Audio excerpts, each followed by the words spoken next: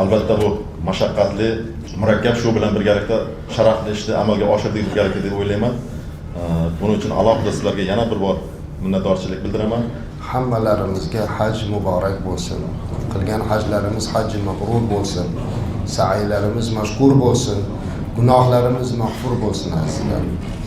Alloh taolo oxiriga o'sha hajni tugalganda farishtalarga faxr qilib, sizlarni guvoh qilaman. Bularda hammasini gunohini kechirdim deganda farishtalar, ularda ishda falonchi ham bor edi. Boshqa maqsadda kelgan bo'lishi mumkin. Xizmat maqsadida yoki boshqa maqsadda Alloh taolo ularni ham gunohini kechirganligini aytadi.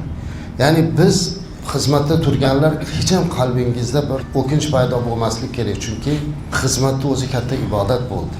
Juda katta ibodat bo'ldi. Shuning uchun mana shunday qilgan xizmatinglarga Alloh ajr bersin. Arofatda 15 ming hoji bitta jamoat bo'lishga erishildi.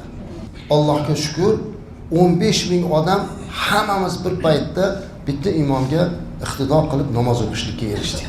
Undan tashqari bu yil mana Arofatda har yilgidan ko'ra ko'proq 50 mingta xatmi Qur'on bag'ishlandi.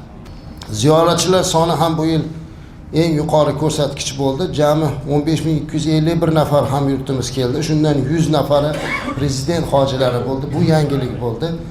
Alloh taolo prezidentimizni umrlarini uzoq qilsin. Alloh osmonimizni musaffo qilsin. Balolardan, ofatlardan, urushlardan saqlasin.